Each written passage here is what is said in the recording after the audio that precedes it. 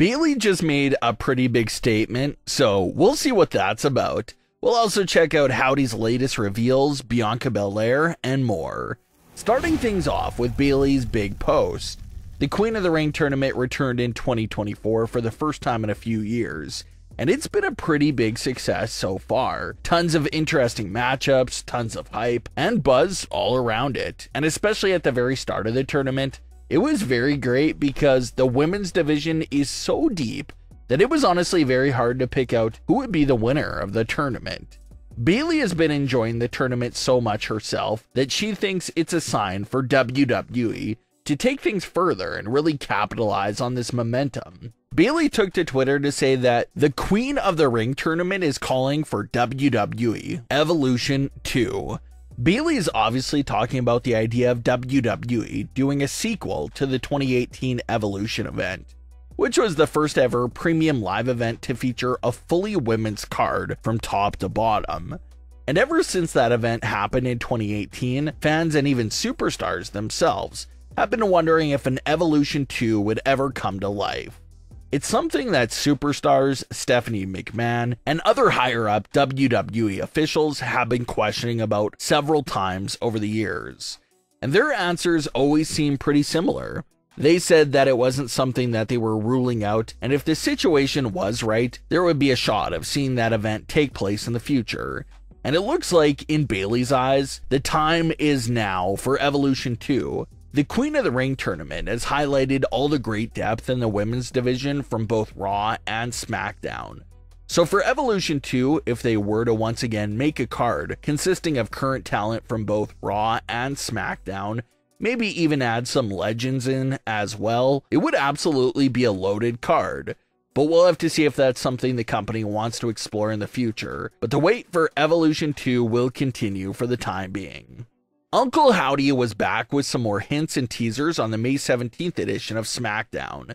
These teasers featured a robotic sounding voice that echoed some of the messages from earlier teasers and events, talking about how he is all of them and asking if we want to meet him. The voice in part of that message is once again a direct callback to the final episode of the Firefly Funhouse in early 2023. That episode was loaded up with a woman screaming in the Funhouse about being trapped. Fans wondered at the time if it was Alexa Bliss. It also featured Bray Wyatt telling the fans that he had a secret and he was about to let them in on it. That same Funhouse episode also featured Uncle Howdy saying some of those exact same lines from the recent May 17th SmackDown teaser. Howdy said back then that he was all of them, and it was an interesting line because no one knew what it meant. Was Howdy saying that he was the main influence behind all of Bray's faces and alter egos, or what exactly did he mean? Well, we never got a follow-up to the events of that Firefly Funhouse episode because of Bray's illness, so it left all these story points open-ended. Well, the May 17th teaser appears to confirm that Howdy's story there, with his line of being all of them, will be continuing once he officially returns. So it looks like Howdy will have the opportunity to continue pretty much all the story threads that were left open by the final Firefly Funhouse episode. Howdy can expand more on what he meant by that line. He can reveal the status of his relationship with Alexa, and Howdy could even expand on what Bray's secret was. So telling by these new teasers, certain things from that final Firefly Funhouse episode will still be important and relevant in current day with his new story and direction. The numbers 4, 7, and 14 were also found in the teasers, and it didn't take long for the fans to find the connection with those numbers. 4, 7, and 14 can be converted over to April 7th, 2014, the exact date that WWE first aired a Bo Dallas vignette that was asking fans if they were believers. So that's another tendency that's been a part of these teasers in recent weeks. WWE doesn't appear to be ignoring Uncle Howdy's past as Bo Dallas. There's been many direct references and callbacks just like this one that fully highlights some of Bo Dallas's biggest career moments. So all the constant Bo Dallas references is another one of those things that will continue to make fans wonder if Bo Dallas could return as Bo and use Uncle Howdy as an evil separate entity. There's little things like that sprinkled along these teasers that definitely appear to be hinting at that possibility. Fans also found some more numbers that appear to be hinting at the date of May 25th, which is the day of the King and Queen of the Ring event, therefore confirming that some big reveal is going to happen at that event for the Uncle Howdy family. Either another big teaser will air on that date, or possibly we'll get the physical debut of the new faction. So a lot to look forward to there for the King and Queen of the Ring event. A very strange rumor came out of nowhere this week from fans that were making mention of Bianca Belair being pregnant. No one knows who exactly was the source of the rumor, but once it got out there, it spread extremely quickly, to the point where fans had no idea if it was true or not. It spread so much that the rumor eventually made it back to Montez Ford's ears. Montez actually decided to have fun with the Bianca Belair pregnancy rumor and played into it a bit. Montez added another baby emoji to his bio as a jokingly way to confirm the rumor. And some fans ate it up and even were more convinced from there on that Bianca and Montez were expecting a child.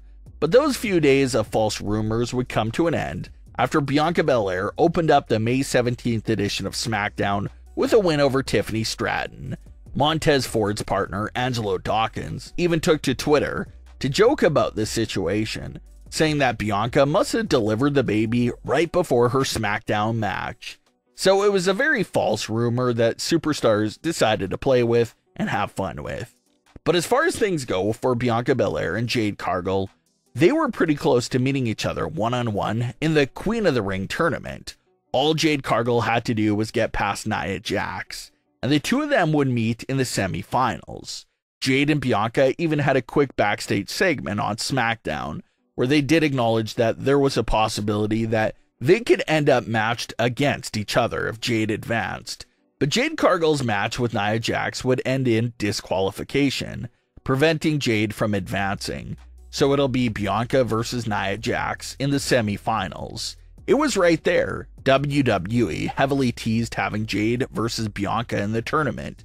But of course, common sense tells us that they're not going to give away that match for free on television, especially not this early on and just for the tournament. That's a WrestleMania-worthy matchup, so of course they weren't going to have it happen in the Queen of the Ring tournament. If it's going to happen, it'll happen much later on, possibly at WrestleMania 41. When you really think about it, Bianca versus Jade is something that's been teased and hinted at literally since Jade Cargill's WWE debut. When Jade arrived at the 2024 Royal Rumble, she had a stare down with Bianca Belair, and that was a big moment. So you have the Royal Rumble tease and now this Queen of the Ring tournament tease, where they were just one match away from facing each other. So the teases and foreshadowing is constantly there for that matchup. However, it's still extremely early on in their tag team run together, so they have to get through that title reign before the idea of them facing each other really heats up again.